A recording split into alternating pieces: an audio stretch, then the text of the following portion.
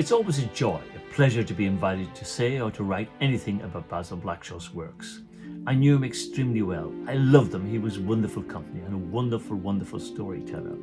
And he told some great stories, anecdotes about his model Jude Stevens. Now in Jude, Basil and she were kindred spirits.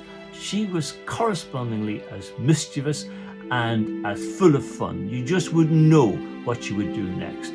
But Basil told me a lovely story about one day he and she decided that they'd go up to Port Stewart and walk along the strand there. He brought the camera with him. In the course of moving along the strand, Basil challenged Jude to take off her clothes, climb up on the rocks and facilitate him while he took some photographs. Jude loved the challenge. Up on the rocks, stripped off the clothes, and off she went, hanging which way ever Basil wanted. Later, when the evening moved on, they decided they would recourse to the local hostelry. And there they were, like two children, tee-heeing and laughing and sniggering about the photographs that he had taken that afternoon of Jude. Now, I think it's fair to say they weren't very discreet in keeping them from the eyes of the locals, who obviously were full of curiosity about this. That was Basil and that was Jude.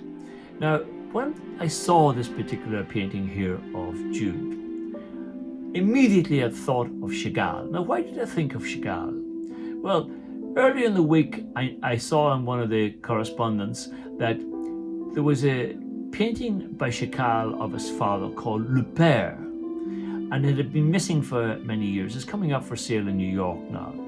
But it was the immediacy of the paint in both the Chagall painting and the painting by Basil Blackshaw which struck me.